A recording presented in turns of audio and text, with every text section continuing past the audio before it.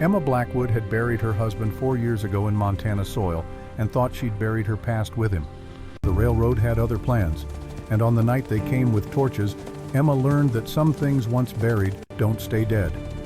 The morning started peaceful enough. Dawn broke over Clearwater Valley in shades of amber and violet, painting the rolling grasslands with that particular October light that makes a person believe in second chances. Emma stood in her kitchen grinding coffee beans by hand, watching steam rise from the kettle on her wood stove. Outside her window, the Bitterroot Mountains stood like sentinels against the western sky, their peaks already dusted with early snow. She was 32 years old, a widow, a farmer, a woman alone on 300 acres of good land where Clearwater Creek met the river, with a small herd of cattle, fields of wheat stubble left from the recent harvest, and a barn that would be ashes before the sun climbed much higher. But she didn't know that yet. Emma poured her coffee and stepped onto the front porch, breathing in the cold morning air. It smelled of pine and coming winter and wood smoke from distant chimneys in town. The chickens were already making their morning racket in the coop beside the barn.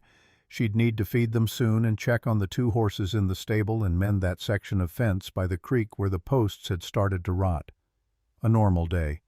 The kind Robert had dreamed about when they'd come west after the war, looking for peace and open sky and a place where the past couldn't follow. Emma sipped her coffee and permitted herself a small, bitter smile. Robert had been wrong about that last part. The sound of horses brought her head up sharp.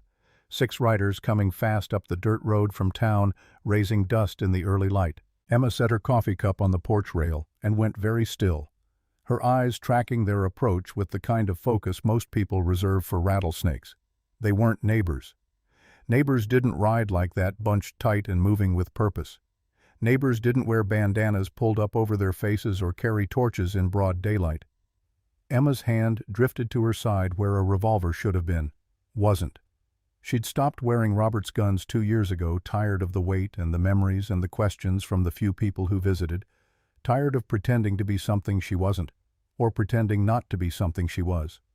The riders reined in at her fence line, horses stamping and snorting. The leader was a big man on a bigger horse with hard eyes visible above his bandana. He held a torch in one gloved hand, the flames snapping in the morning breeze. "Mrs. Blackwood," he called out, his voice carrying across the yard. "This is your last chance. Northwestern Railroad is making a fair offer for your land. More than fair, considering." Emma stayed on her porch, hands loose at her sides, expression calm as creek water. "Considering what?" "Considering a woman alone has a hard time maintaining a spread this size. Accidents happen, equipment breaks, barns catch fire." Emma felt something cold settle in her chest. Not fear. She'd left fear behind a long time ago in a different life. This was something else. Recognition, maybe. The understanding that the thing she'd been waiting for had finally arrived. "My husband built this farm," she said, her voice carrying quiet and clear across the space between them. "I won't sell it." The leader made a sound that might have been a laugh. "Your husband's dead, ma'am. Been dead 4 years. Time to accept that and move on." "I have accepted it," Emma said, "which is why I'm not selling. This land is all I have left of him." The leader looked at the men flanking him. Some signal passed between them, wordless and ugly. He raised the torch higher. "Then I'm sorry for your loss, Mrs. Blackwood. Both of them." Emma understood a half-second before it happened. She took one step forward, mouth opening to shout something, a threat, a warning, anything, but they were already moving. 3 riders peeled off toward the barn, torches held high. The others spread out along her fence line, cutting off any path to the well or the creek. Professional. Coordinated. Not the first time they'd done this. Emma watched the first torch arc through the air and land in the hayloft of her barn. The second torch hit the side wall. The third shattered against the stable door where her 2 horses were stabled, frightened whinnies rising sharp over the crackling of sudden flame. The dry autumn hay caught fast. Within seconds, fire was climbing the barn walls, orange and hungry and utterly without mercy. Black smoke boiled into the clean morning sky. Emma ran. Not toward the barn that was already lost, and she knew better than to throw her life away on a lost cause. She ran to the stable, yanking the door open with strength born of desperation, feeling the heat slam into her face like a physical blow. The 2 horses were screaming now, rearing against their stall gates. She got the first one loose, slapping its rump hard to send it bolting out into the yard. The second horse was harder panicked and fighting the gate latch. Emma's hands were shaking, smoke stinging her eyes, the roar of flames loud enough to drown out thought. The latch gave. The horse charged past her, nearly knocking her down, and disappeared into the smoke. Emma stumbled out of the stable just as part of the barn roof collapsed inward with a sound like thunder.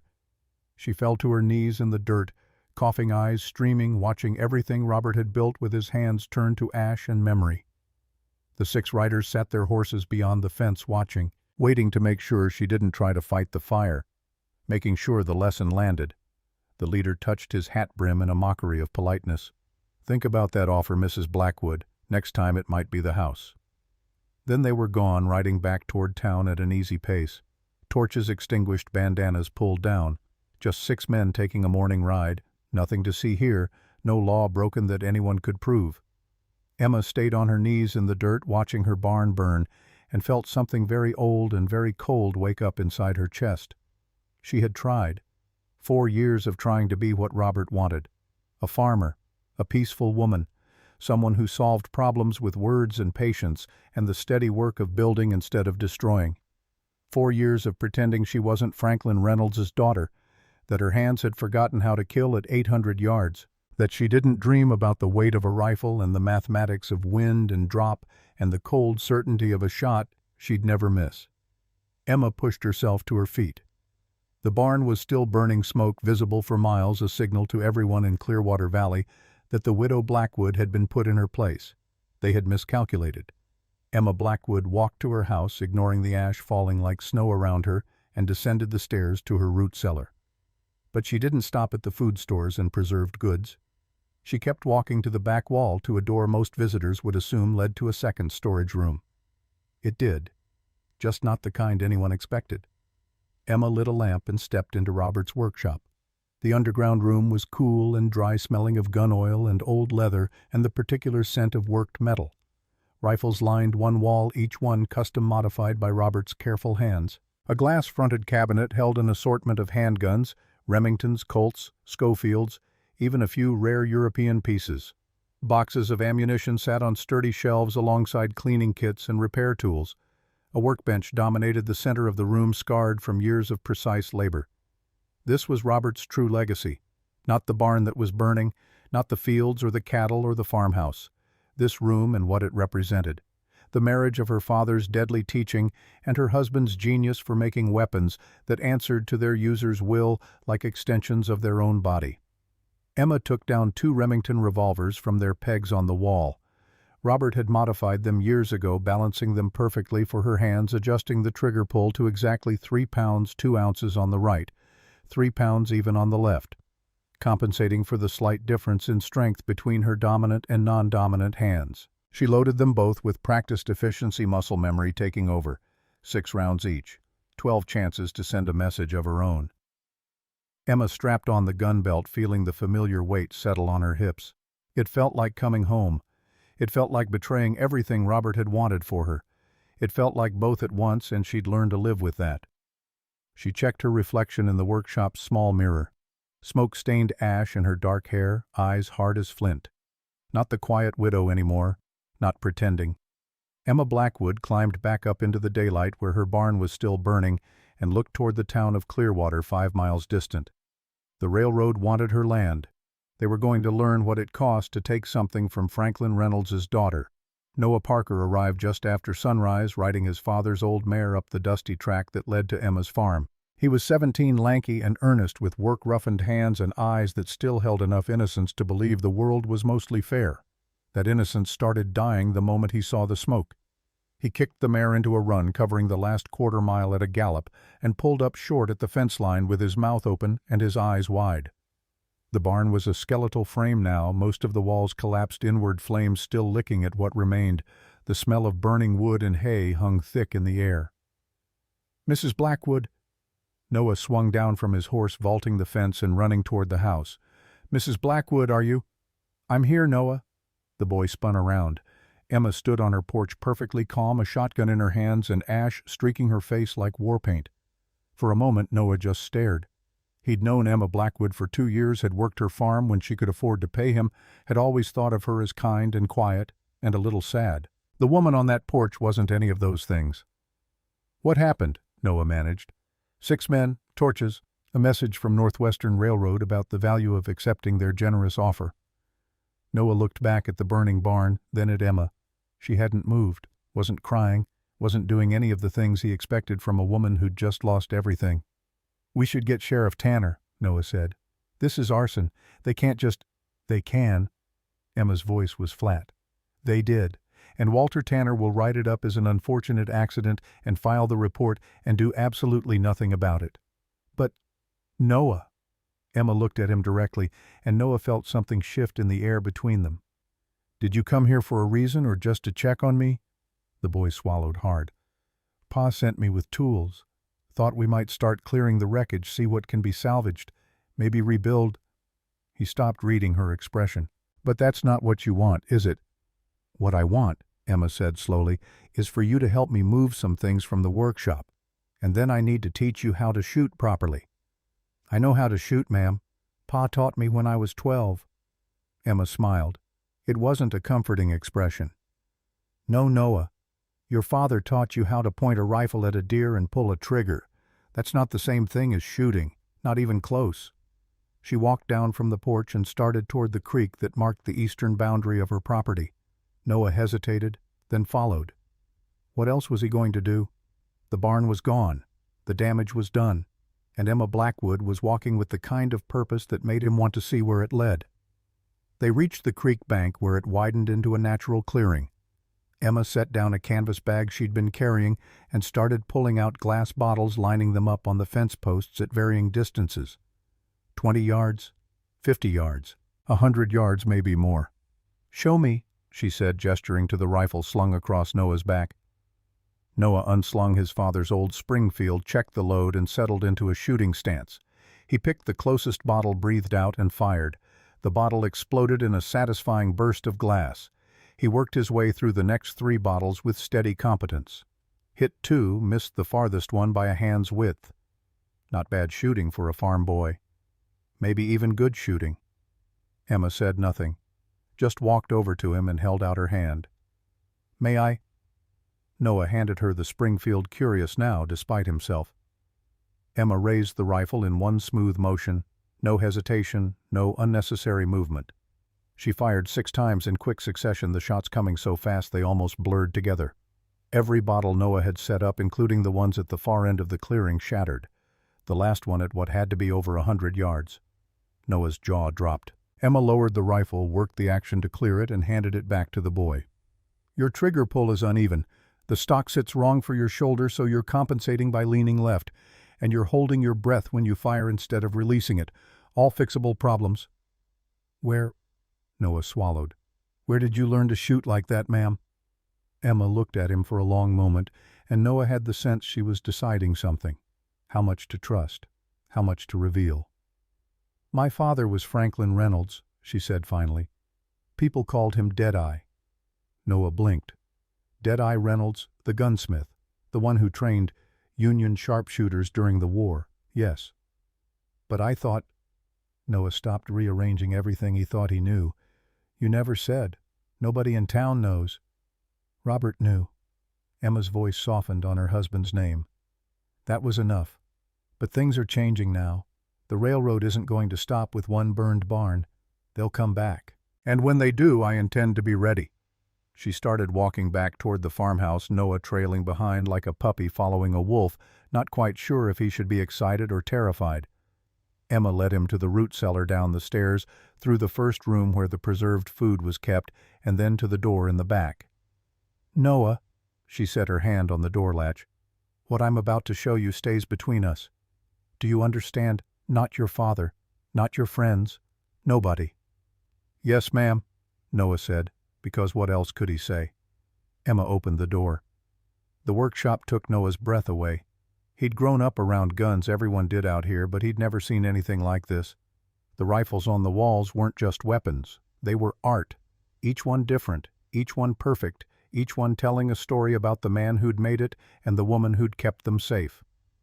Emma took down a lever-action Winchester, working the mechanism with practiced ease. The action was smooth as silk, no catch, no resistance. She handed it to Noah. Robert modified this one 3 years before he died, improved the sights, balanced the weight distribution, polished the internal components until they moved like water. Here. She showed him how it worked, how every piece fit together with precision that seemed almost impossible for something made by hand. "This Remington," she said, touching one of the revolvers on her hip, "was my father's gift when I turned 18. Robert balanced it for my hands specifically. The trigger pull is exactly 3 pounds 2 ounces. The cylinder turns smooth as a watch mechanism. And the accuracy," she smiled. "Well, you saw." Noah was running his hands over the Winchester, feeling the difference between it and his father's old Springfield, like comparing a plow horse to a thoroughbred. Both would get you where you needed to go, but one would do it with grace. "Could you—" Noah hesitated. "Could you teach me not just how to shoot, how to do this, how to make guns that work like this?" Emma studied him, saw the eagerness in his young face, the hunger to learn the same qualities she'd had at his age when her father had first put a rifle in her hands and told her to make the impossible shot. "Yes," she said, "but not today. Today we prepare. Because the men who burned my barn are going to come back. And next time I won't just watch them right away." She took down a wooden case from a high shelf, opened it, and showed Noah what was inside. A collection of modified weapons, each one fitted to a specific purpose: long range, close quarters, concealment, defense. "Robert believed a gun should fit its user like a glove fits a hand," Emma said quietly. "He spent years perfecting that idea, making weapons that became extensions of their owner's will. This is his legacy, this and the knowledge he left behind." She closed the case and looked at Noah. "Are you ready to learn what that means?" Noah swallowed hard. Thought about the burning barn, about 6 men who thought they could terrorize a widow and face no consequences, about Emma Blackwood standing on her porch with a shotgun and eyes made of flint. "Yes, ma'am," he said. "I'm ready." Emma nodded. "Good. Because in about 3 days a man named Victor Harrison is going to come back here with an offer and a threat, and when he does I want him to understand exactly what kind of mistake he's made." She handed Noah his Springfield back, then took a small leather toolkit from the workbench. "Let's start with fixing that trigger pull," she said. "Your father's rifle deserves better than uneven pressure. And so do you." They worked through the morning, Emma's hands steady and sure, Noah watching and learning, while 5 miles away in Clearwater, word was spreading about the widow Blackwood's barn and what it meant for everyone who'd said no to the railroad. The lesson had been sent, but the railroad had no idea yet that Emma Blackwood had a few lessons of her own to teach. Victor Harrison arrived 3 days later, riding at the head of a small group of men who sat their horses like they'd been born in the saddle and learned to kill shortly after. Emma watched them come from her porch, her eyes tracking their approach with the same focus she'd once used to calculate wind drift and bullet drop at distances most people couldn't imagine. She'd been expecting this, had prepared for it, had spent the last 3 days making sure that when Harrison came with his threats and his smiles and his offers, he'd find something he wasn't prepared for. 6 men. Harrison himself rode in the center, easy to spot even at a distance. Eastern suit too fine for Montana, dust riding gloves that had probably never mucked a stall or mended a fence, and the kind of confident posture that came from having money and the law and violent men all working for your benefit. The 5 men flanking him were different. Working clothes, gun belts worn with use, faces weathered by sun and wind and things that happened in the dark where no judge would ever hear about them. One of them had a scar, a long jagged line running down his left cheek from temple to jaw, the kind of mark a man carried when someone had tried to kill him and failed. Emma's eyes caught on that scar and held there for just a moment, something tickling at the back of her mind.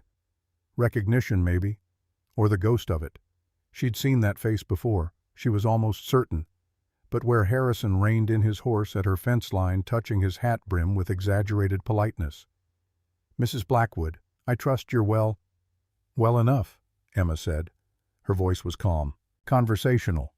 The 2 Remington revolvers at her hips were concealed beneath her long coat, but her hands hung loose at her sides, ready. "I was distressed to hear about your barn." Harrison's face arranged itself into an expression of sympathy that had all the authenticity of a $3 bill. Terrible accident.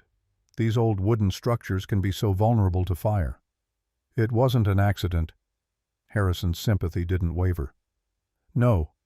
Well, regardless, it brings me to the reason for my visit. Northwestern Railroad has authorized me to make you a very generous offer for your property, Mrs. Blackwood. $115,000. That's well above market value, and it would allow you to relocate somewhere safer, somewhere a woman alone wouldn't face such difficulties.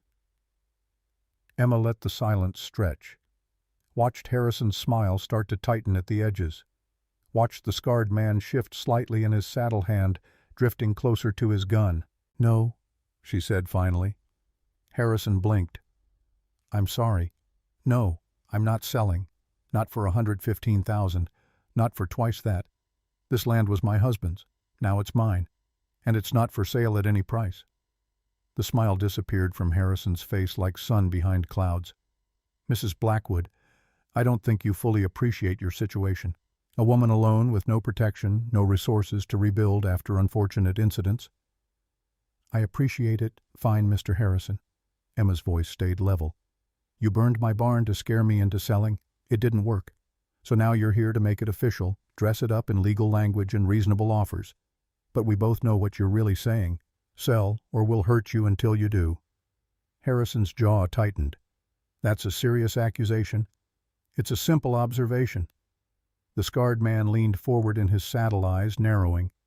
Lady, you should take the offer. People who don't, they tend to have more accidents. Emma looked at him directly for the first time. Studied that scar, that face, the particular way he wore his gun low on his hip tied down the mark of someone who drew for a living. And something clicked. Luke Cordell, she said quietly. The man went very still. So did Harrison. The other hired guns exchanged glances, suddenly wary. I'm sorry. Cordell's voice was carefully neutral. Luke Cordell, wanted in Wyoming for murder, wanted in Colorado for the same. That scar is distinctive. My husband kept records of wanted men, habit from his time tracking fugitives. Emma saw Harrison's face go pale, saw Cordell's hand twitch toward his gun, then freeze as he tried to figure out how this farm widow knew his name, knew his crimes, knew things she shouldn't possibly know. You're mistaken, Harrison said quickly. This is John Smith, one of our security personnel. No, Emma interrupted. He's Luke Cordell, professional killer. 3 confirmed murders, probably more. And you brought him to my home to threaten me. The air went electric. Cordell's hand was on his gun now, not drawing but ready. The other men were spreading out, slightly experienced enough to recognize the moment before violence. And Emma Blackwood moved. She was fast, faster than any of them expected. Her coat swept back and both Remingtons cleared leather in a blur of motion that didn't seem possible. By the time Cordell's gun was halfway out of his holster, he was staring down the barrels of 2 revolvers held with rock-steady hands and aimed directly at his chest. Cordell froze. The other men went for their guns, but Emma's voice cut through the moment like a knife. I wouldn't. They hesitated. They were professionals. They recognized someone who knew what they were doing when they saw it. And the speed of that draw, the steadiness of Emma's hands, the cold certainty in her eyes that spoke louder than threats. I know a wanted man when I see one, Emma said, her voice calm despite the 2 guns in her hands and the 5 armed men in front of her. That scar is distinctive, and I know how to use these weapons. My father was Franklin Reynolds, Deadeye Reynolds. He trained Union sharpshooters. He trained me from the time I could walk. Harrison's face had gone from pale to gray. Deadeye Reynolds. My father, Emma confirmed. And my husband was Robert Blackwood, who modified these revolvers specifically for my hands. The balance is perfect. The trigger pull is exactly what I need it to be. And I promise you, Mr. Harrison, I have never missed a shot in my life. She let that sink in for a moment, watching comprehension dawn on Harrison's face. He'd thought he was dealing with a helpless widow. Instead, he'd walked into the den of one of the deadliest markswomen in the territory, backed by the combined legacy of the best firearms instructor and the finest gunsmith in 3 states. Now, Emma said softly, I'm going to count to 10, and then you're all going to ride away from my property. And if I see any of you back here without my permission, I won't bother with warnings. Am I clear? Perfectly? Harrison managed his voice tight. Emma started counting. 1. Harrison jerked his reins, turning his horse. Let's go. 2. The other men followed, reluctant but outmatched and smart enough to know it. 3. Cordell was the last to move, his eyes locked on Emma's rage and shock, and something like professional respect warring on his scarred face. 4. He holstered his half-drawn gun and turned his horse. 5. They rode away at a trot that wanted to be a gallop. Harrison's fine suit covered in dust, his confidence shattered, his carefully planned intimidation turned into humiliating retreat. Emma counted all the way to 10, her guns never wavering until they were well out of range. Only then did she lower the Remingtons and let out a long, shaky breath. Her hands were steady, her heart was pounding, and somewhere deep in her chest something that had been sleeping for 4 years was fully awake now, hungry and cold and ready for what came next. Noah emerged from where he'd been hiding behind the water trough, his face white, his eyes wide. "Mrs. Blackwood, that was necessary," Emma finished. She holstered her weapons, feeling the familiar weight settle back onto her hips. "Harrison needed to understand that I'm not an easy target, that burning my barn was a mistake." "They'll come back," Noah said. "Won't they, angry, with more men?" "Probably." Emma looked toward town where Harrison and his hired killers were disappearing into the distance. "But not right away. First they'll need to reconsider their approach, figure out what they're really dealing with." She turned back to Noah, and her expression softened slightly. "Which gives us time to prepare, and to make some allies, because Harrison won't give up. The railroad needs this land too badly. They'll escalate. And when they do—" Emma touched the Remingtons at her hips. "When they do, I'll be ready. We'll all be ready." But even as she said it, Emma's mind was circling back to Luke Cordell's scarred face, the recognition that had tickled at her memory. Where had she seen him before? In Robert's records, yes. But somewhere else too. Somewhere that mattered. The answer wouldn't come. Not yet. But Emma had learned patience from her father and precision from her husband, and she knew that some truths took time to surface. Time and the right pressure. Harrison had just applied the first pressure. The rest would follow, inevitable as the railroad's desperation grew, and Emma Blackwood stood firm. And somewhere in that coming storm, the truth about Luke Cordell's scar and his presence in Montana would become clear. Emma just hoped she'd be ready for what that truth might mean. Word traveled fast in Clearwater Valley. By nightfall, half the town knew that Emma Blackwood had drawn on Luke Cordell and 5 other armed men and sent them packing like whipped dogs. By morning, the other half knew, and the story had grown in the telling until some versions had Emma facing down a dozen gunmen while riding a white horse and quoting scripture. Emma herself heard about it from Frank Sullivan when she rode into town 2 days later to buy ammunition and nails for fence repairs. Sullivan ran the general store, a 2-story building that sat at the heart of Clearwater's single main street like a spider at the center of its web. Everything that happened in the valley eventually passed through Sullivan's door, and Frank heard it all. He was 52, weathered by sun and wind, and the particular weariness that came from watching his wife die slowly of consumption 3 years back. But his eyes were kind, and his word was good, and Emma trusted him more than most. "Emma?" Sullivan looked up from his ledger as she entered, the bell above the door chiming softly. "Heard you had some excitement out your way?" "People talk too much," Emma said, setting her shopping list on the counter. "People talk just the right amount when it keeps them alive." Sullivan scanned her list, his eyebrows rising slightly at the amount of ammunition she'd requested. "This much .44 caliber. You planning a war?" "Planning to be ready if one comes to me." Sullivan nodded slowly and started gathering her order. "Harrison called a town meeting. Tonight, 7 o'clock at the schoolhouse. Says he wants to address concerns about the railroad's intentions in the valley." Emma felt something cold settle in her stomach. "What kind of concerns?" "The kind that arise when a widow's barn burns down and the railroad agent shows up 3 days later with an offer and some hired muscle." Sullivan kept his voice low even though they were alone in the store. "Folks are asking questions, Emma. The Peterson place had a fire last month right after old Thomas turned down Northwestern's offer. The Hawkins Ranch lost half their cattle to mysterious fence cutting. People are starting to connect dots."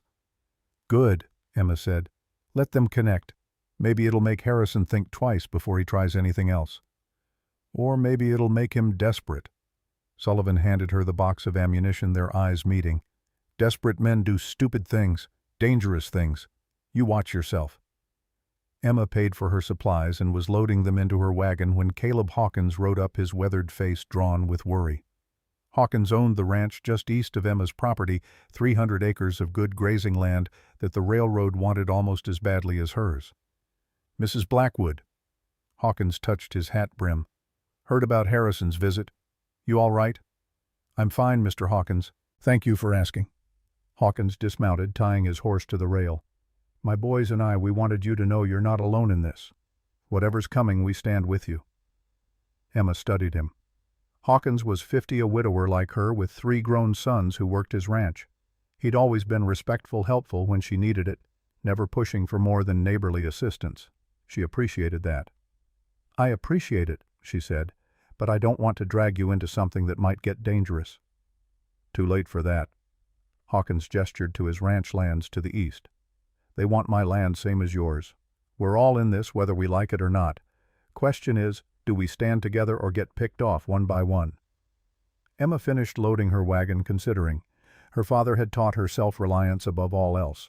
But her father had also taught her tactics, and tactically Hawkins was right. Harrison would isolate them, hit them separately, break them down through fear and attrition. United, they had a chance. "You going to this town meeting?" she asked. "Wouldn't miss it." "Then I'll see you there." The Clearwater schoolhouse was packed by 7 o'clock, every bench filled with farmers and ranchers and townspeople who'd come to hear what Victor Harrison had to say about progress and prosperity and the future of their valley.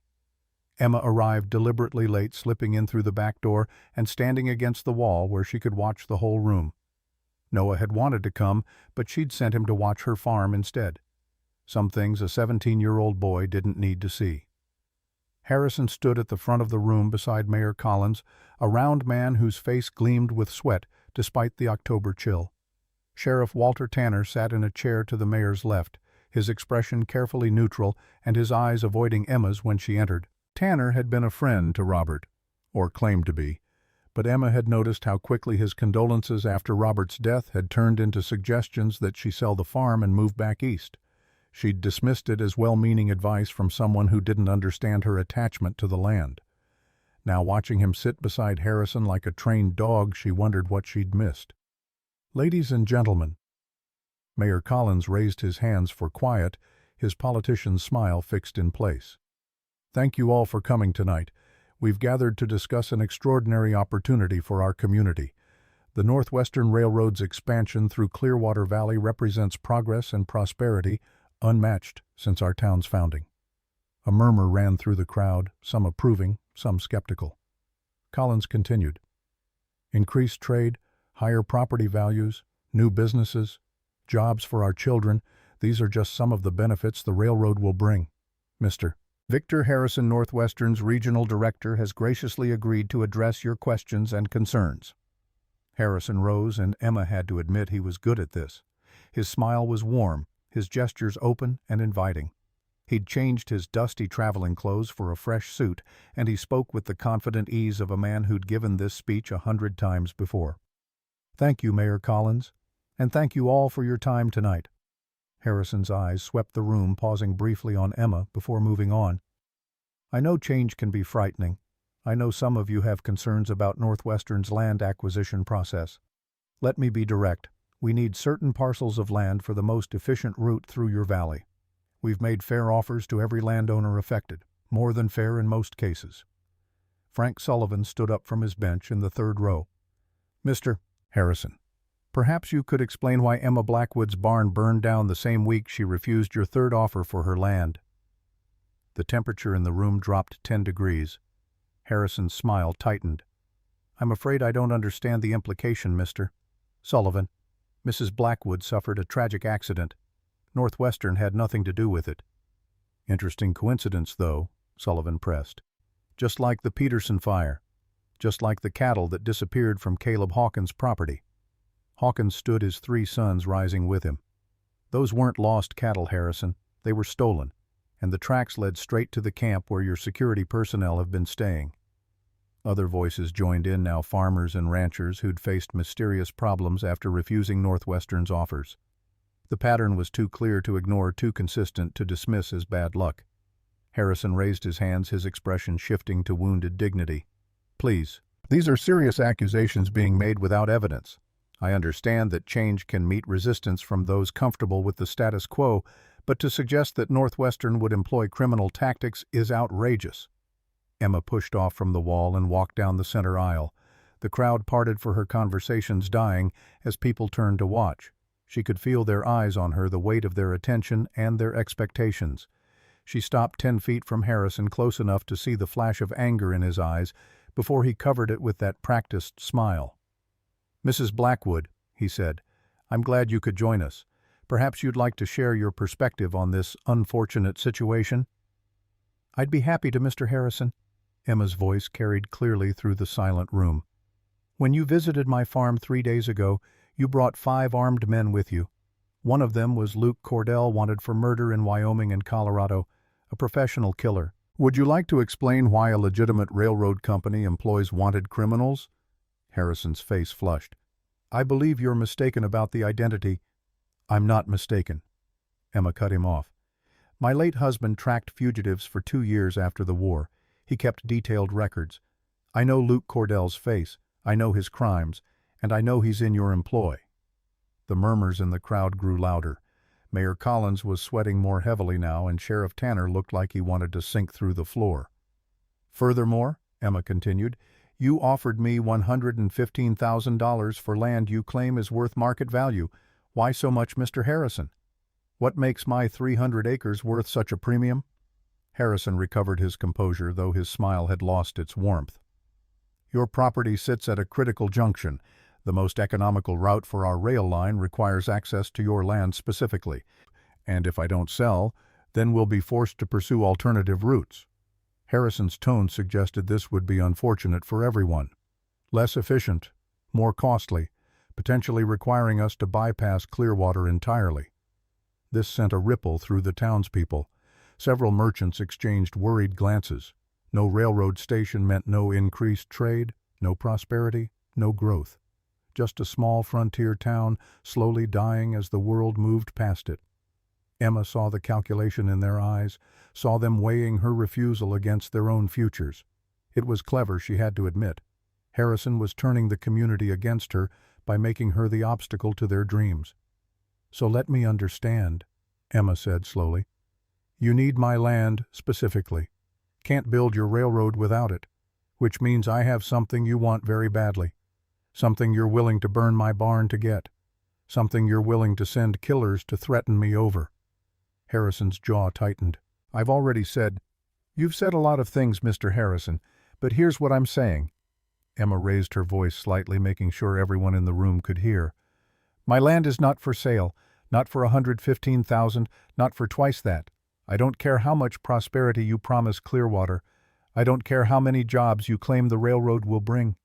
Some things aren't for sale at any price. She turned to face the crowd. And I want everyone here to understand something. The railroad isn't offering us a choice. They're demanding surrender and calling it progress. They're burning barns and stealing cattle and bringing in wanted killers, then dressing it up in fine words about economic development. Is that the kind of progress you want for this valley? The silence that followed was heavy with thought. Emma could see doubt spreading through the crowd, questions forming on faces that had been ready to believe Harrison's promises. Mayor Collins stood up quickly, clearly eager to regain control. Now let's not get carried away with inflammatory language. Inflammatory. Frank Sullivan cut him off. 6 men burned Emma's barn in broad daylight. That's not inflammatory language, Mayor. That's just facts. Sheriff Tanner finally spoke, his voice rough. Now, folks, let's all calm down. We don't have evidence of who burned that barn. You didn't look for evidence, Emma said quietly, and Tanner flinched. You wrote it up as an accident and filed the report without investigating, just like you did with the Peterson fire, just like you've done with every problem that's befallen people who refuse to sell to Northwestern. Tanner's face reddened. That's not fair, Emma. I've done my job. Have you? Emma looked at him directly, and something passed between them. A question, an accusation, a recognition of choices made and loyalties sold. Tanner looked away first. Harrison stood clearly, deciding this meeting had gotten away from him. Ladies and gentlemen, I came here tonight in good faith to address concerns and answer questions.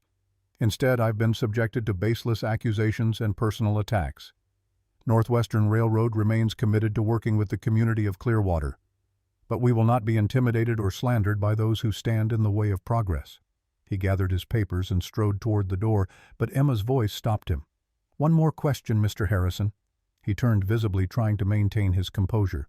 4 years ago, Emma said slowly, did Northwestern have representatives in Montana surveying potential routes, making preliminary land assessments? Harrison blinked, caught off guard. I wouldn't know. 4 years ago I was working in Wyoming. Why?" "Just curious," Emma said. But her mind was racing, pieces clicking together in a pattern she didn't fully understand yet. 4 years ago, right around the time Robert died. Right around the time men had been watching their farm, according to his journal entries. Right around the time a man with a scarred face might have been in Montana on railroad business. Harrison left without answering further questions, and the meeting dissolved into heated discussions that would probably last until midnight. Emma slipped out the back door, needing air and space to think. She found Caleb Hawkins waiting by her wagon, his expression grave. "That took courage," he said. "Speaking up like that." "Courage or foolishness," Emma replied. "Time will tell which. Either way, you've got allies now. People are asking questions they should have asked months ago." Hawkins paused. "Emma, there's something you should know. A man came to see me yesterday, said he was a U.S. Marshal investigating Northwestern for land fraud in 3 territories. Emma's attention sharpened. "Did he give a name?" "Daniel Walsh. Showed me credentials that looked legitimate. Said he couldn't go to Sheriff Tanner because he didn't know who to trust in local law enforcement." "What did he want?" "Information. About Northwestern's tactics. About Harrison's men. About you, actually." Hawkins shifted uncomfortably. "He seemed particularly interested in your situation after he heard about the barn burning." Emma processed this. A federal marshal investigating the railroad. That could change everything.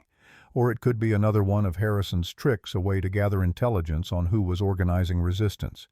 "Where is he now?" she asked. "Staying above Sullivan's store, keeping a low profile." Hawkins met her eyes. "He wants to meet with you, tonight if possible. Said it's urgent." Emma looked back at the schoolhouse where voices were still raised in argument. Then she looked toward her farm 5 miles away in the darkness where Noah was keeping watch and her weapons were waiting. She'd spent 4 years avoiding conflict, 4 years trying to be the peaceful widow Robert had wanted her to be. But Harrison wasn't going to let her have peace. And if there was a federal marshal investigating the railroad, she needed to know if he was genuine and what he knew. "Tell him I'll meet him at Sullivan's store," Emma said. 1 hour, and tell him to come alone." Hawkins nodded and headed back toward town. Emma climbed into her wagon, her mind already moving through scenarios and possibilities. But as she drove home through the October night, one thought kept circling back. 4 years ago. Men watching the farm, Robert's mysterious death on Widow's Ridge, and Luke Cordell's scarred face. Emma had a terrible suspicion that these things were connected, that the truth about Robert's death was darker than she'd imagined, and that understanding that truth might be the key to surviving what was coming. Emma met Marshal Daniel Walsh at 9 o'clock that night in the back room of Sullivan's store, where the shelves held seed catalogs and agricultural equipment instead of customers. Walsh was 46, lean and scholarly-looking behind wire-rimmed spectacles, with the kind of tired eyes that came from seeing too much injustice and having too few tools to fix it. But there was steel underneath the weariness. Emma recognized it immediately, the same quality her father had possessed. The ability to keep moving forward when easier men would quit. "Mrs. Blackwood." Walsh rose from his chair and extended his hand. "Thank you for meeting with me. I know you have no reason to trust a stranger." Emma shook his hand, noting the calluses that belied his bookish appearance. "Mr. Hawkins vouched for you, and I've learned to trust his judgment." "Smart policy in these times." Walsh gestured to a chair. "Please sit. We have much to discuss." Emma sat, but didn't relax. Walsh opened a leather satchel and withdrew several documents, spreading them on the small table between them. "I've been tracking Northwestern's land acquisition operations for 8 months, he said. "What began as a fraud investigation in Wyoming has expanded into something much larger, a pattern of systematic intimidation, corruption, and occasional violence across 3 territories. He showed her a map marked with red circles. Each of these represents a location where Northwestern wanted land for their expansion. Each one tells a similar story. Initial offers are made. When refused, problems begin. Property damage, mysterious accidents, economic pressure through local banks and businesses. And if that doesn't work, Walsh pulled out another document, a wanted poster weathered and creased. Luke Cordell's scarred face stared back at Emma.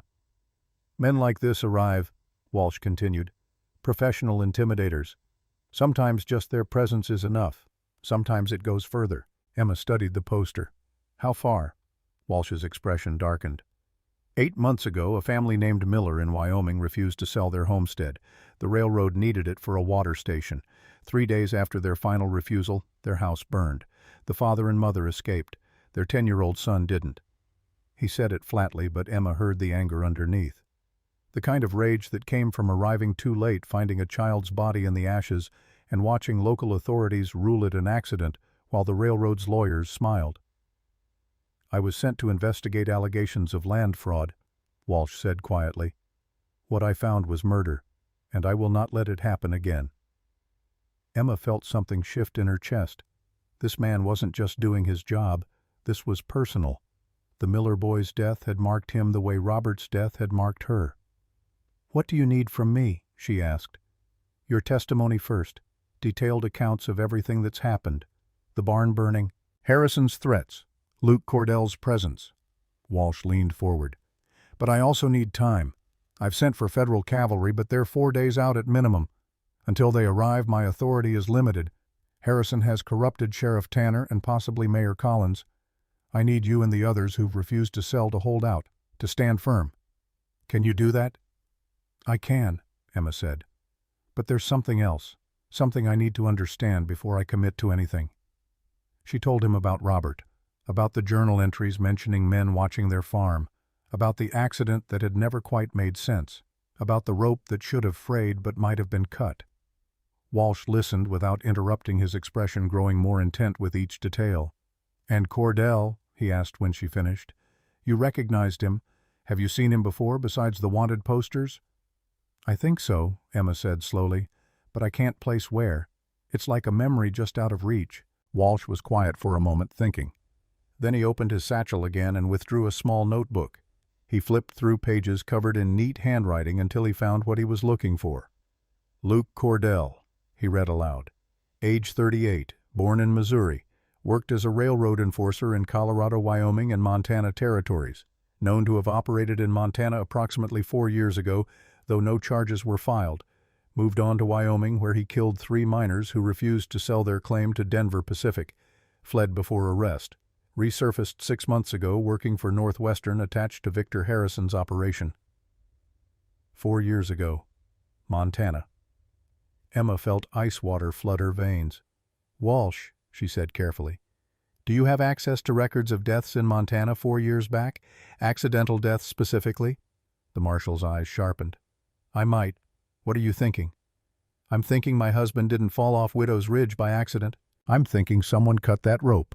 And I'm thinking Luke Cordell might have been in Montana at exactly the right time to have done it. Walsh closed his notebook slowly. That's a serious allegation, Mrs. Blackwood. Do you have any proof? Not yet, Emma admitted. But I know where to look. She stood, decision crystallizing. I need to go back to Widow's Ridge, tonight. I need to see the place where Robert died with fresh eyes, with the right questions. I'll come with you, Walsh said immediately. No. Emma shook her head. If Harrison has people watching, 2 riders heading to Widow's Ridge at night will draw attention. One widow visiting her husband's death site might just be grief. I need to do this alone. Walsh looked like he wanted to argue, but he recognized the same steel in Emma that she'd seen in him. Be careful. If you're right about this, if Cordell killed your husband, then he's already murdered once to get your land. He won't hesitate to do it again. I know, Emma said, but I'm not the same woman I was 4 years ago, and I'm not unarmed. She left through the back door, collected her horse, and rode out of Clearwater under a quarter moon that gave just enough light to navigate by. The ride to Widow's Ridge took 40 minutes. Emma knew the trail by heart, had ridden it dozens of times in the first year after Robert's death, trying to understand what had happened, trying to feel close to him in the place where he'd died. But she'd been looking with a grieving widow's eyes then. Tonight she looked with her father's tactical precision and a new terrible question burning in her mind.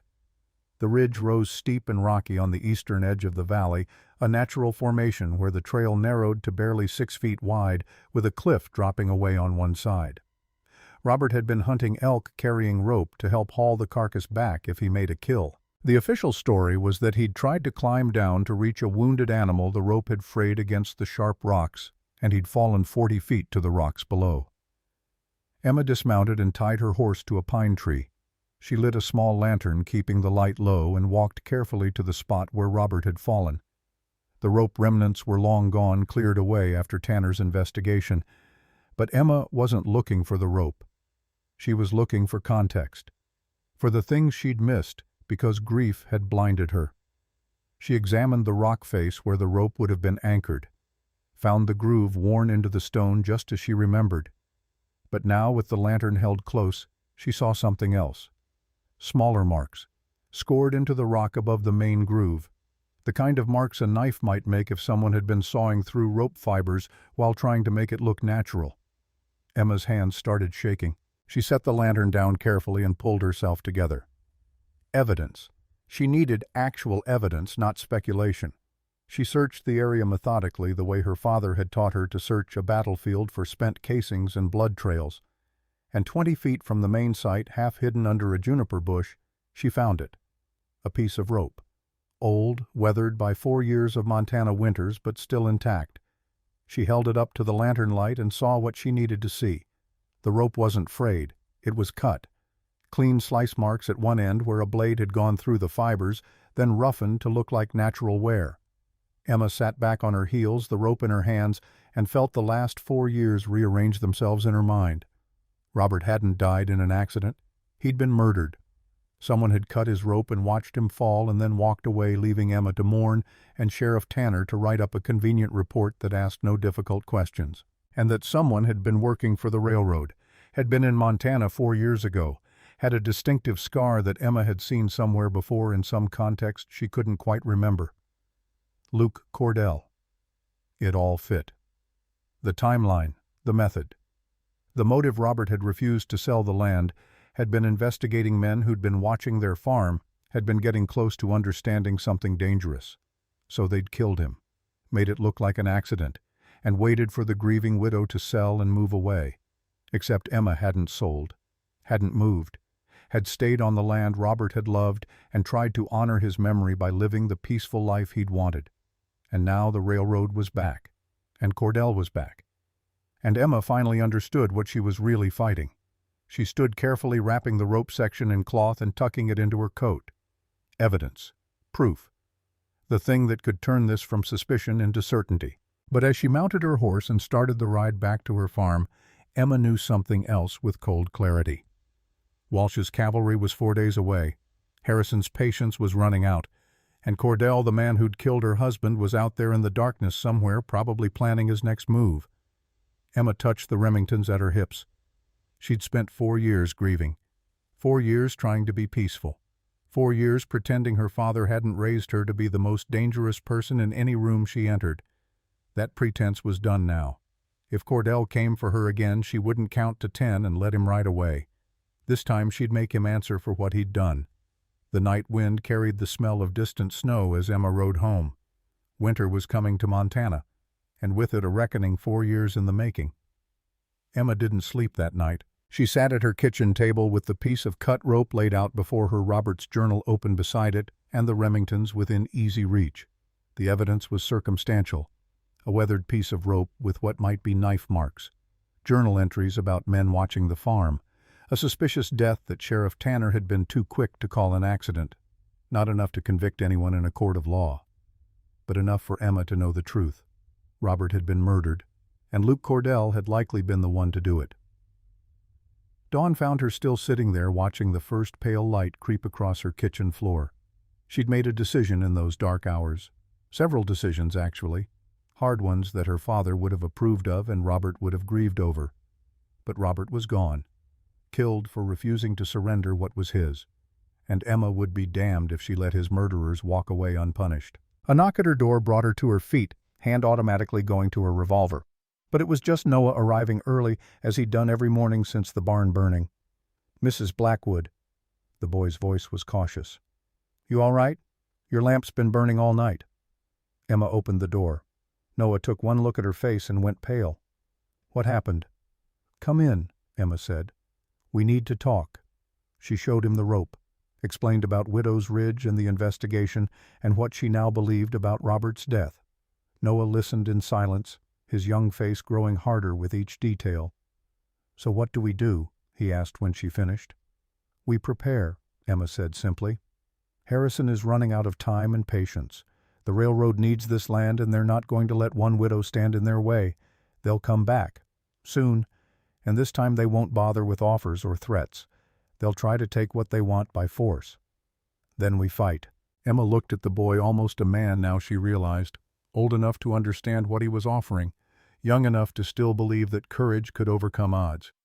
"Yes," she said, "we fight, but not alone. We need allies, and we need to understand what we're really up against." She was brewing fresh coffee when the second knock came. This time it was Frank Sullivan, looking worried and tired. "Emma, you've got a visitor. That Marshal Walsh. He's at my store and he says it's urgent." Emma grabbed her coat. "Noah, stay here. Keep watch. If anyone approaches the farm who isn't me, fire 2 shots and get to the storm cellar." "Yes, ma'am." She rode to town with Sullivan, who was uncharacteristically quiet. Finally, as they neared Clearwater, he spoke. "My daughter Clara is sick." Emma glanced at him. Sullivan's daughter was 14, a quiet girl who helped him run the store. Emma had noticed she had been looking pale lately, but she'd assumed it was just the usual autumn ailments. "How sick?" "Doc Henderson thinks it's consumption." Sullivan's voice was flat, drained of emotion, the way people got when they were holding on too tight to feelings that would break them. "Says she needs specialist care. A sanatorium, maybe. Dry climate. Medicine we don't have here." Emma felt her heart clench. Consumption. The same disease that had killed Sullivan's wife. "Frank, I'm so sorry." "Harrison knows." Sullivan said it quietly, not looking at her. "Came to see me yesterday. Private-like. Said he knew about Clara. Said Northwestern has connections to the best sanatorium in Colorado. Said they'd cover all expenses. Best doctors. Full treatment." Emma went very still. "What did he want in return?" "Information. About your defenses. About who's organizing resistance to the railroad." Sullivan finally looked at her, and his eyes were haunted. "I told him no, Emma. I told him to go to hell, but he just smiled and said the offer stays open. Said to think about what I'd do to save my daughter's life." "Frank, I wanted you to know," Sullivan interrupted. "Before anything happens. Before I wanted you to know that if I do something that looks like betrayal, it's not because I don't believe in what you're doing. It's because she's all I have left, and I don't know if I'm strong enough to watch her die when I could save her." Emma reached over and gripped his arm. "We'll find another way. Walsh might be able to help, or we can pool resources, everyone in the valley who's standing against the railroad. We'll get Clara to that sanatorium without Harrison's blood money." Sullivan nodded, but Emma could see the doubt in his eyes, the terrible arithmetic of a father weighing his daughter's life against his principles. They reached Sullivan's store to find Marshal Walsh waiting in the back room along with Caleb Hawkins and his 3 sons. Walsh stood when Emma entered, his expression grave. "Mrs. Blackwood, thank you for coming. We have a problem." He spread out a telegram on the table. Emma read it quickly, her stomach sinking with each word. "They're blocking your request for cavalry," she said. "Worse. My superior in Helena has ordered me to close the investigation and return immediately. Says I'm overstepping my jurisdiction, that land disputes are territorial matters, not federal crimes." Walsh's voice was tight with controlled fury. "Northwestern has more influence than I realized. Someone very high up is protecting them." Hawkins swore softly. "So we're on our own." "For now," Walsh said. "I've sent telegrams to other contacts, journalists who might be interested in the story, but that takes time, and I don't think Harrison is going to give us time." Emma walked to the window, looking out at Clearwater's quiet main street. Peaceful. Ordinary. A frontier town going about its business, unaware that a storm was gathering. "How many men does Harrison have?" she asked. 17 that I've confirmed, Walsh replied. Cordell and the 5 you met plus 11 more who arrived on yesterday's stage from Helena. Professional guns, every one of them. 17 against how many of us? Hawkins spoke up. My 3 boys and me. The Jenkins family has 3 grown sons. Old Whitaker up on the ridge is a former Army scout, still dangerous with a rifle. Sullivan, if he chooses to stand with us. I do, Sullivan said quietly. That's maybe 12 men who can fight, Hawkins finished. Plus you, Emma, if it comes to it. It'll come to it, Emma said with certainty. Harrison's running out of options. He can't buy us, can't scare us. And now he knows we're organizing resistance. He'll escalate to force because it's all he has left. Walsh nodded grimly. I believe you're right. Which brings us to the question, what do we do about it? Emma turned from the window. In that moment, with the morning light behind her and her father's tactical training clicking through scenarios and possibilities, she looked every inch Franklin Reynolds' daughter. We consolidate, she said. Separate, we're vulnerable. Together we can mount an actual defense. There's a place, Clearwater Cave, up in the hills north of the valley. Natural fortress. Multiple chambers, limited approaches, good sight lines from the entrance. We gather our families there. Make Harrison come to us on ground we control. A siege, one of Hawkins' sons said, understanding dawning. Exactly. We can't win a straight fight against 17 professional guns. But we can make taking us so costly, so public, so obviously criminal that even Northwestern's influence can't cover it up. Emma looked at Walsh. How long do we need to hold?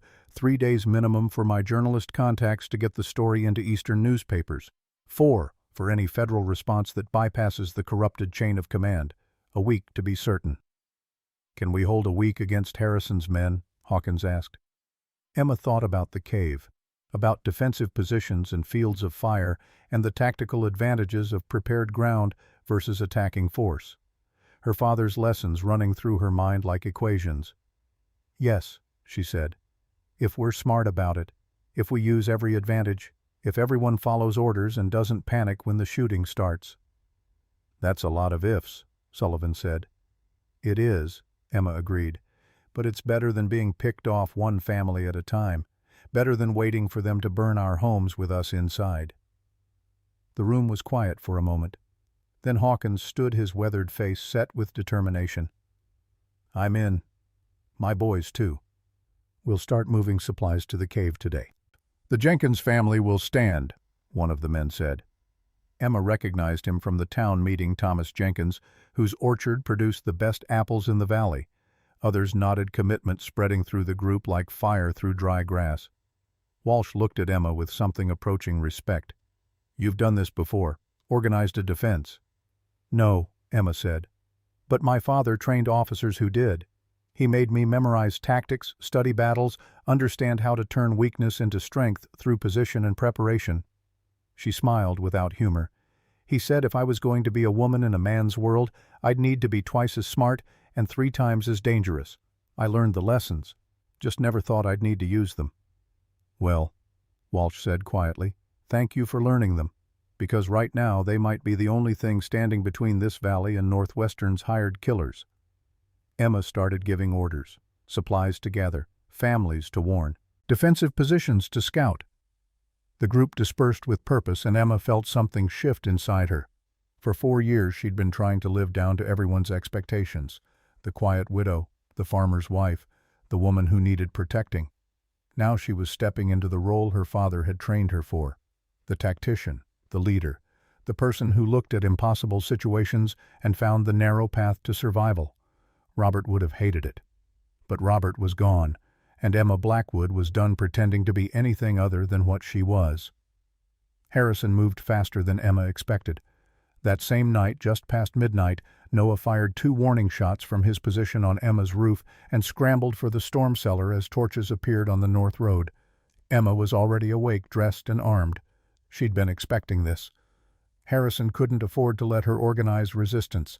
Had to strike while she was still isolated before the valley unified behind her. She watched from the shadows as 12 riders approached her farmhouse, torches casting dancing shadows across the yard. Sheriff Tanner rode at their head, and Emma felt a cold disgust settle in her chest. The sheriff wasn't even pretending anymore. He'd thrown in completely with Harrison and the railroad. "Emma Blackwood," Tanner's voice carried across the yard. "I have a warrant for your eviction. This property has been seized by order of the Territorial Authority under eminent domain provisions. You have 10 minutes to gather essential belongings and vacate the premises." Emma stayed silent. Let him wonder if she was even there. "Mrs. Blackwood, don't make this harder than it needs to be. We're authorized to use force if necessary."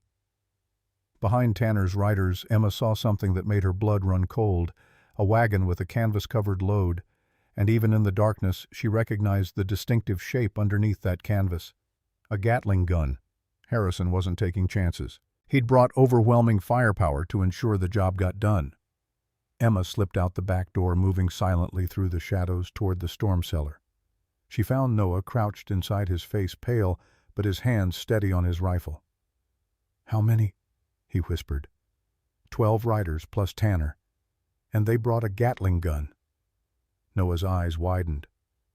"What do we do?" "We get out of here," Emma said. "Take the metal case from the false compartment in the north wall. Robert's journals and design notes, everything important. Then we go out the back tunnel and make for the creek." Robert had built the storm cellar with multiple exits, paranoid from his war years about being trapped. Emma had thought it excessive at the time. Now she blessed his caution. Noah retrieved the metal case while Emma gathered ammunition and supplies into a pack. Above them they could hear Tanner's men entering the house, boots heavy on the wooden floors. "She's not here. Search the outbuildings. And that workshop everyone's talking about." Emma and Noah didn't wait to hear more.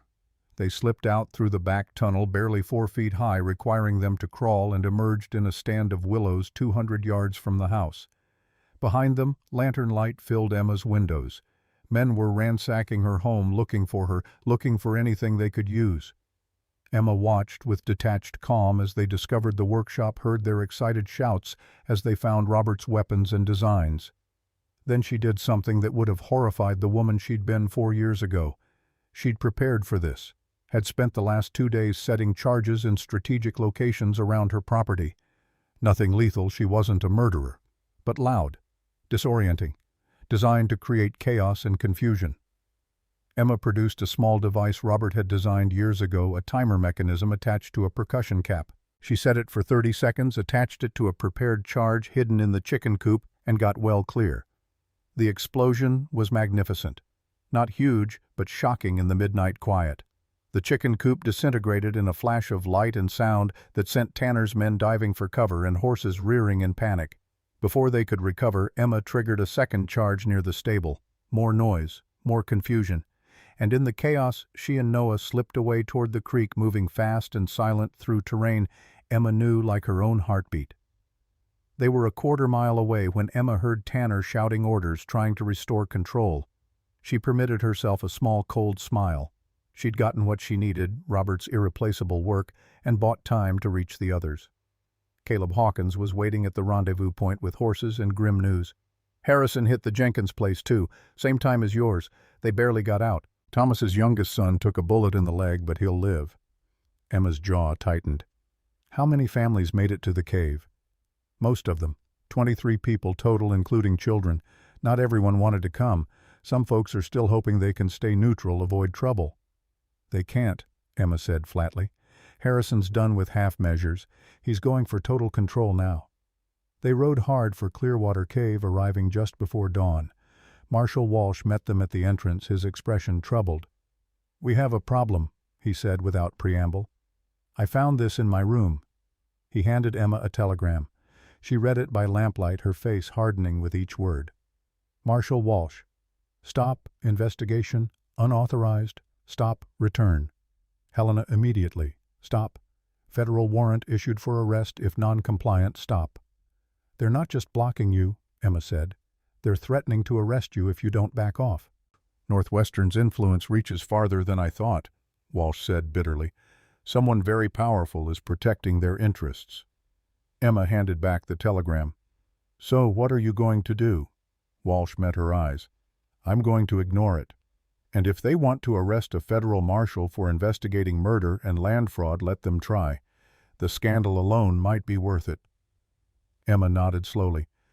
Then we'd better make sure we survive long enough for that scandal to matter. By full daylight, 32 people had gathered at Clearwater Cave. 21 men of fighting age, 4 women who could shoot, and 7 children ranging from 5 to 14. Emma stood at the cave entrance watching the valley spread out below and calculated odds that made her father's tactical training seem optimistic. 17 professional guns against 21 farmers and ranchers, a Gatling gun against rifles and revolvers. Men who killed for a living against men who'd maybe fought in the war a decade ago and had been trying to forget it ever since. The numbers didn't favor them, but numbers weren't everything. Emma had position, preparation, motivation, and one advantage Harrison didn't know about yet. Marshal Walsh approached carrying a leather document case. "I need to show you something. Something that explains why Harrison is so desperate." He spread out a map on a flat rock, not a railroad route map, a geological survey. "I've been going through Northwestern's internal documents," Walsh said. "The ones my contact in their Chicago office copied before the corruption went too deep. And I found this." His finger traced a line across the map. Emma's property sat at the center. "There's an underground aquifer beneath your land, Emma, massive, one of the largest freshwater reserves in Montana Territory, and Northwestern knows about it." Emma stared at the map, understanding crystallizing. "They don't just want my land for the railroad route. No, they want the water rights. Whoever controls that aquifer controls agriculture for 50 miles in every direction. Every farm, every ranch, every town."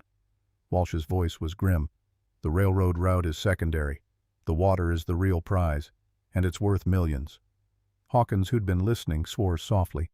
"That's why Harrison won't negotiate, why he's willing to use force. If Emma sells or dies or gets driven off, they get the water rights along with the land. And eventually they'll control everyone," Emma finished. "Every farmer will have to pay Northwestern for water access, or sell to them at whatever price they dictate." She looked at the gathered families. Most of them didn't know this yet, thought they were just defending their land against an aggressive railroad company. They needed to understand the real stakes. Emma raised her voice, cutting through the low conversations. "Everyone gather around. There's something you need to know."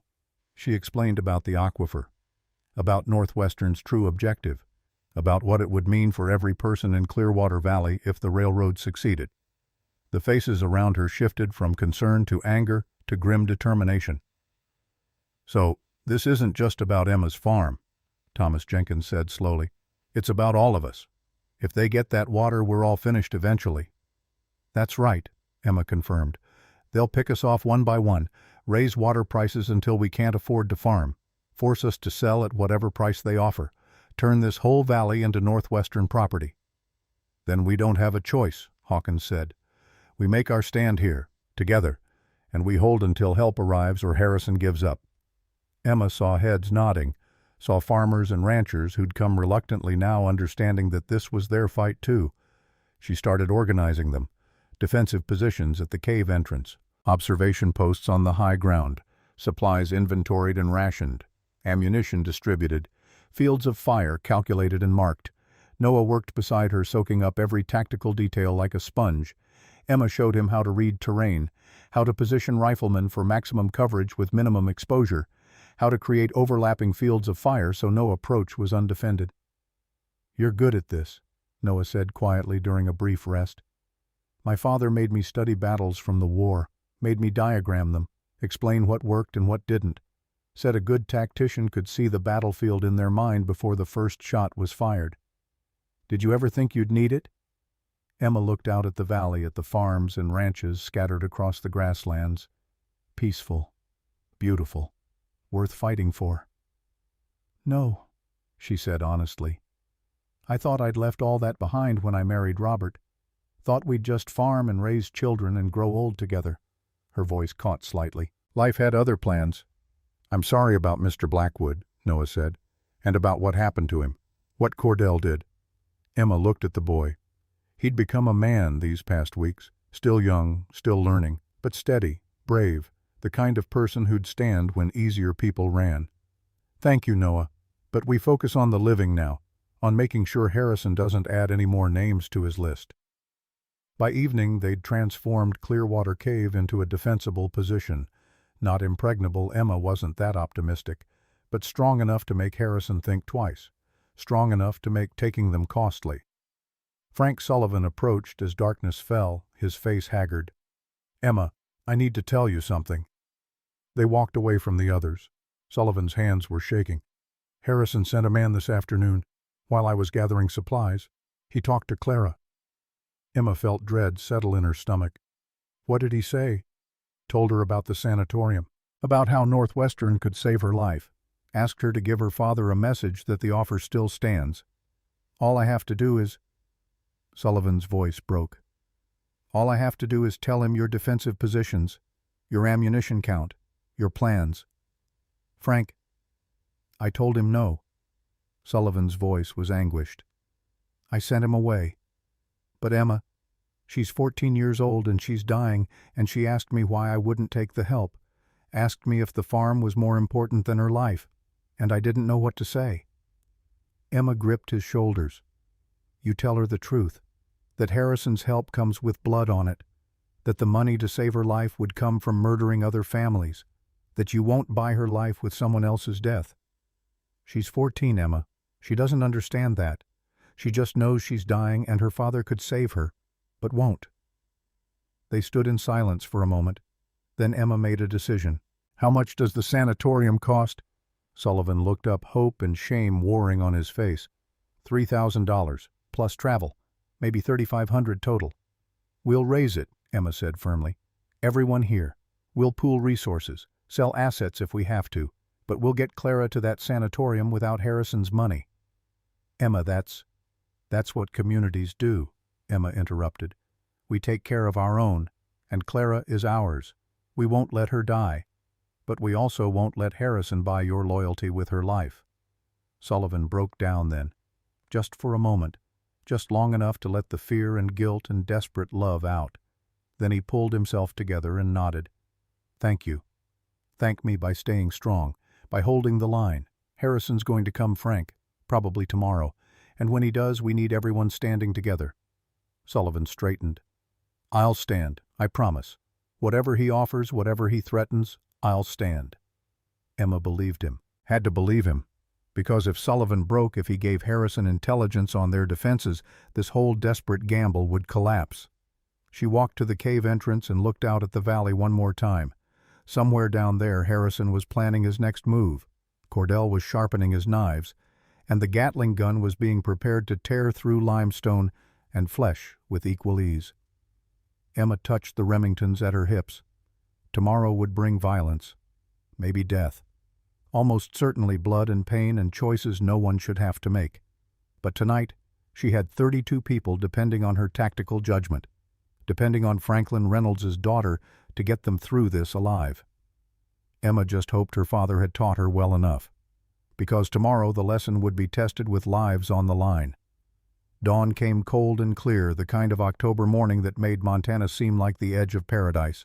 Emma stood watch at the cave entrance with a cup of terrible coffee, watching mist rise from Clearwater Creek below.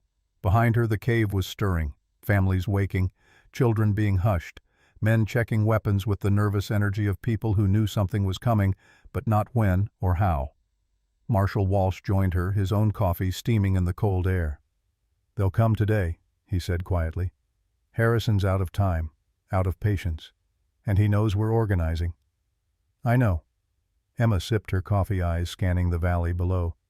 "The question is how. A direct assault would be costly even with the Gatling gun. Harrison's smart enough to know that." "What would you do if you were him?" Emma considered. "I'd try one more negotiation, but with overwhelming force visible. The Gatling gun positioned where we can see it, enough men to make resistance look suicidal. Then offer terms that sound reasonable. Surrender now, no one gets hurt. Refuse, and he opens fire. You think anyone would break?" "I think everyone's terrified," Emma said honestly. "These aren't soldiers. They're farmers, shopkeepers.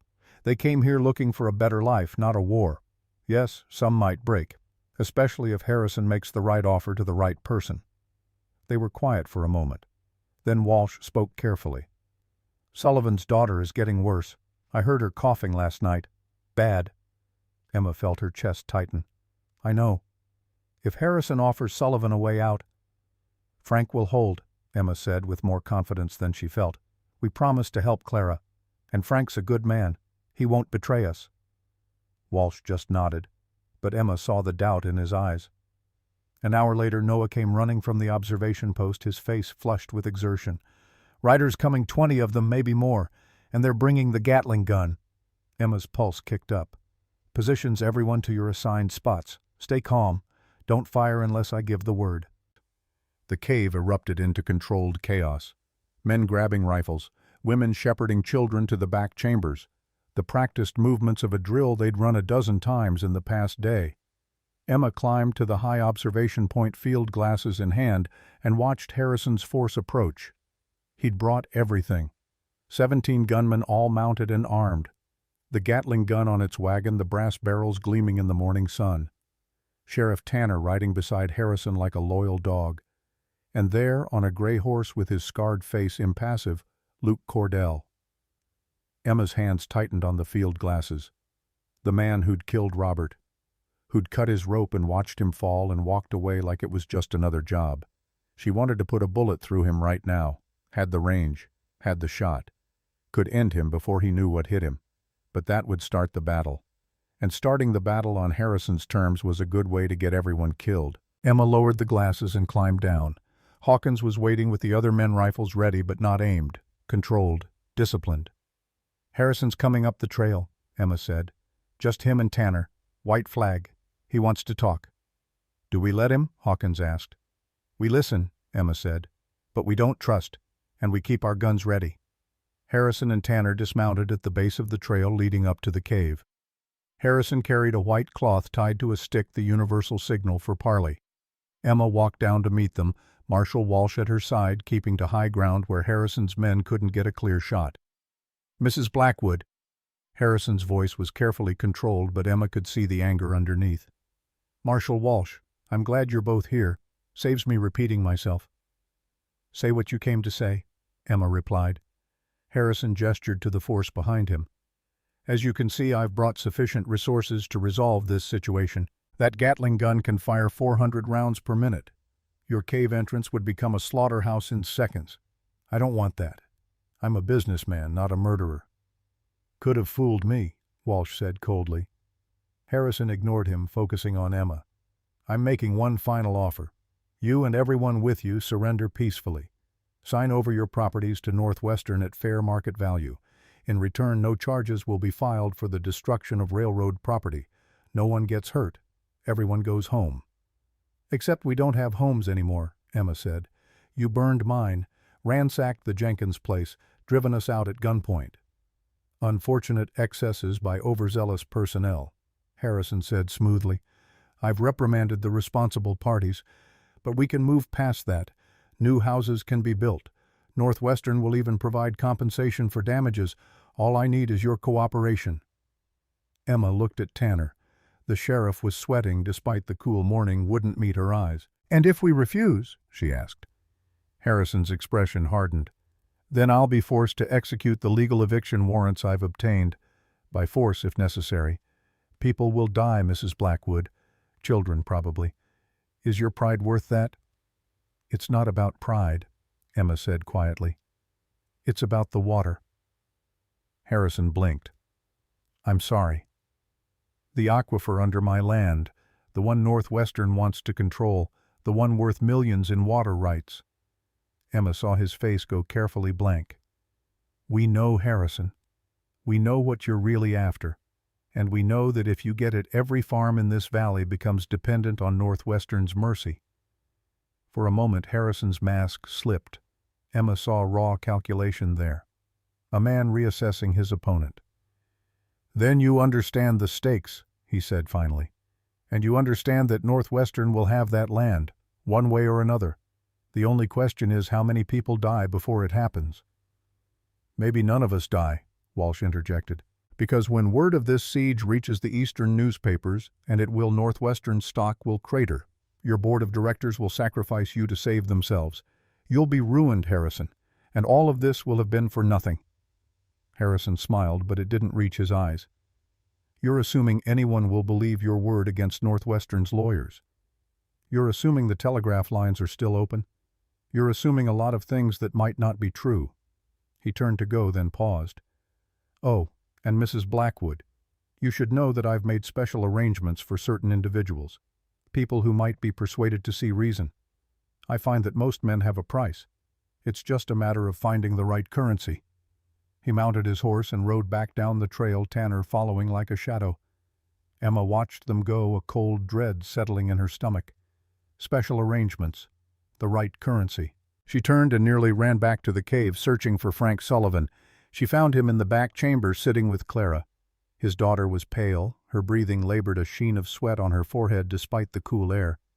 "Frank," Emma said urgently, "Harrison just—" "I know," Sullivan interrupted. He looked up and Emma saw tears tracking down his weathered face. "He sent a man while you were talking to him, a different approach. Clara saw the man, heard what he said." Emma's heart sank. What did he offer?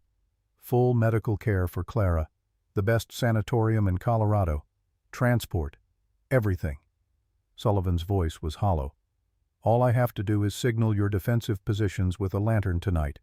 2 flashes for the main entrance, 3 for where your ammunition is stored, 4 for where the children are sheltered." Clara coughed a wet, rattling sound that made Emma wince. "Papa," the girl whispered, "please, I don't want to die." Sullivan closed his eyes. "Baby girl, I can't. The price is too high." "What price?"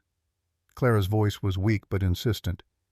"Mrs. Blackwood has money. She has land. What's wrong with taking help from the railroad company?" Emma knelt beside the girl. "Clara, that help comes with blood on it. Mr. Harrison has hurt people, killed people. If your father takes his offer, more people will die. Children, maybe. Is that what you want?" "No, but—" Clara coughed again. "But I'm dying anyway, so it doesn't matter, does it? Either I die or someone else dies. Either way, somebody dies." The logic was childlike but devastating. Emma looked at Sullivan, saw him breaking. "Frank," she said softly, "look at me." Sullivan raised his eyes. "We're going to get Clara to that sanatorium, I promise you. Everyone here will contribute. We'll sell livestock if we have to, mortgage land, but we'll get the money without Harrison's help."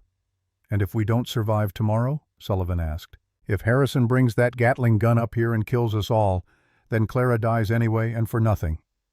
Emma had no answer to that, because he was right. Their chances of surviving a full assault were poor at best. But she also knew that the moment they started betraying each other, they'd already lost. Harrison would pick them apart from the inside, turn them against each other, make them complicit in their own destruction.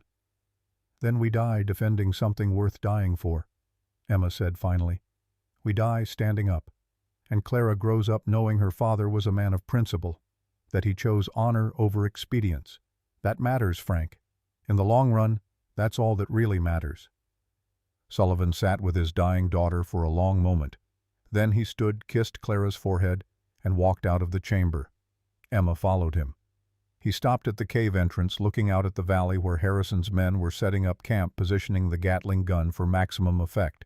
"I won't betray you," Sullivan said quietly.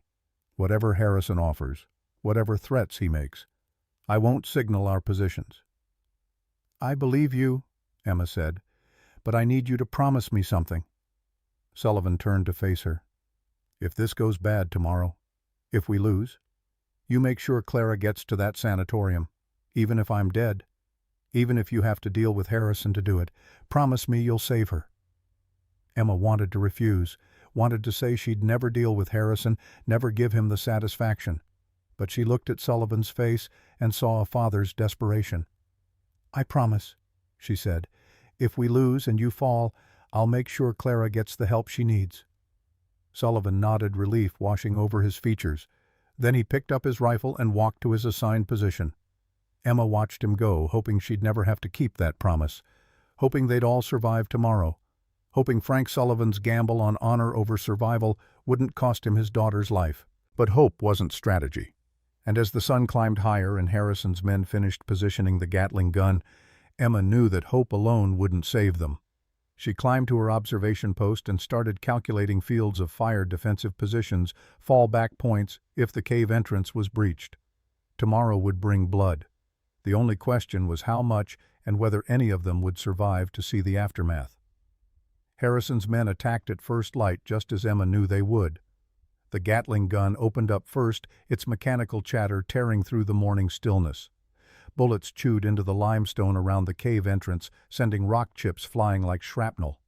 The families inside pressed back into the deeper chambers, children screaming, men gripping rifles with white-knuckled hands.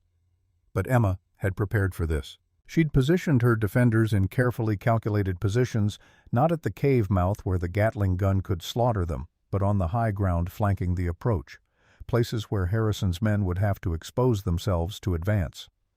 "Wait for my signal," Emma shouted over the gun's roar. "Let them commit." The Gatling gun fired in sustained bursts, hammering the cave entrance, but unable to reach the defenders positioned above. Harrison's men started up the trail in two groups, using the suppressing fire as cover. That's when Emma gave the order. "Matthews, light the fires." On the eastern slope, carefully prepared brush piles erupted into flame. The dry autumn grass caught fast smoke billowing across the hillside in thick clouds. Harrison's men on that flank scattered, caught between advancing through fire or retreating. "Hawkins, now." Hawkins and his 3 sons opened fire from their concealed positions on the western ridge. Their shots were precise, deliberate, not aimed to kill but to pin down. One of Harrison's men fell clutching his shoulder. Another dove behind rocks as bullets kicked up dust around him. The assault broke into chaos. Harrison's men were trapped between overlapping fields of fire, unable to advance without exposing themselves, unable to retreat without admitting failure. And then Emma saw her opening. While Harrison's attention was focused on the main defense, she slipped out through the cave's back entrance with Noah and 2 of Hawkins' sons. They circled through the boulder field, moving fast and low, heading for the Gatling gun. The gun crew never saw them coming. Emma took down the gunner with a shot to his leg, painful but not lethal.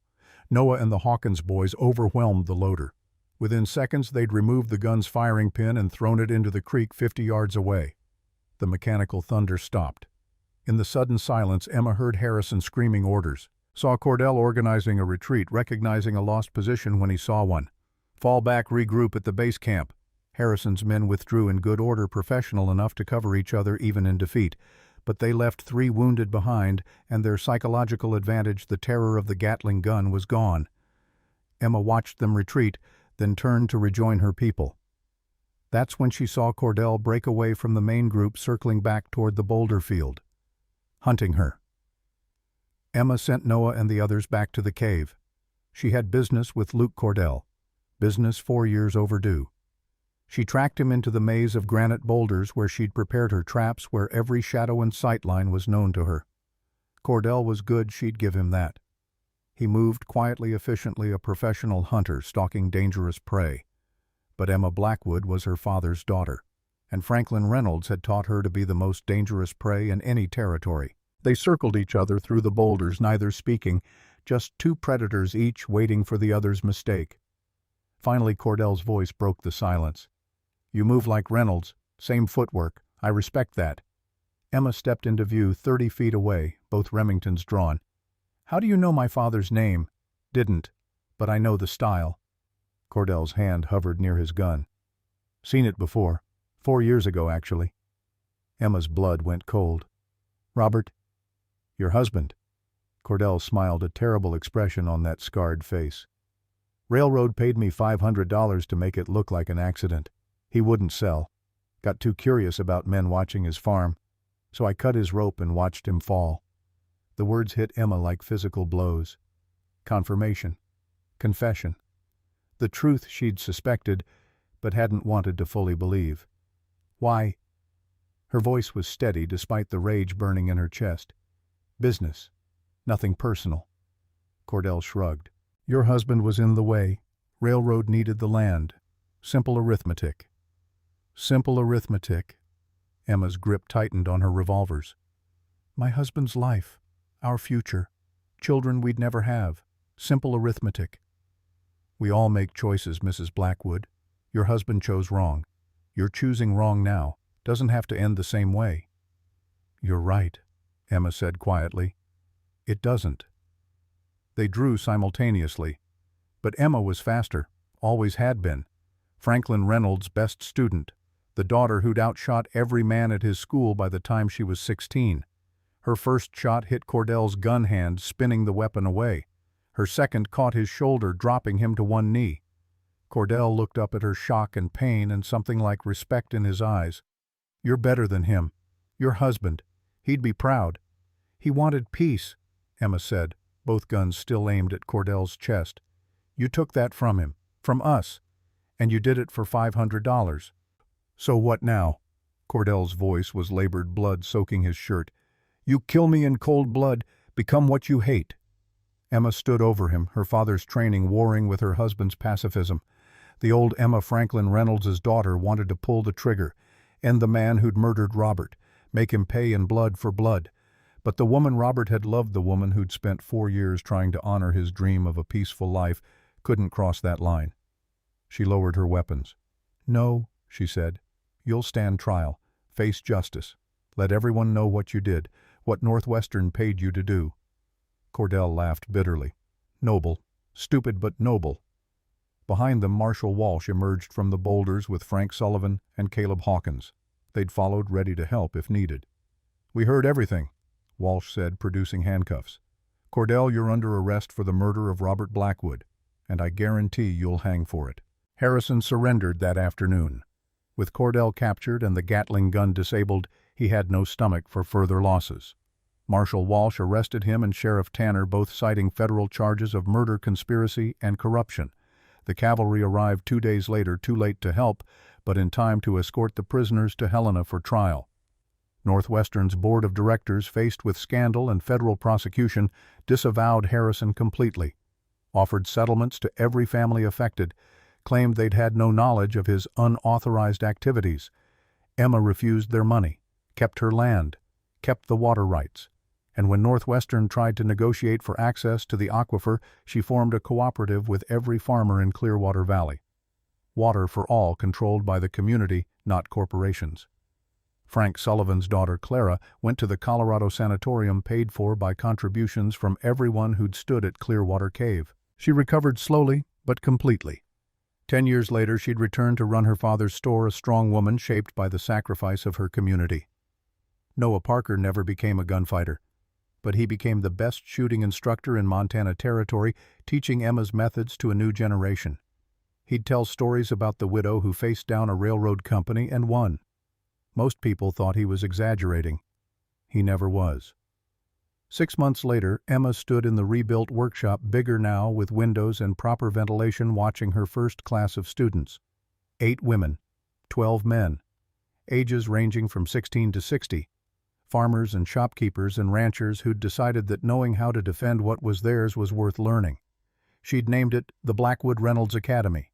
Her father's tactical brilliance, her husband's mechanical genius.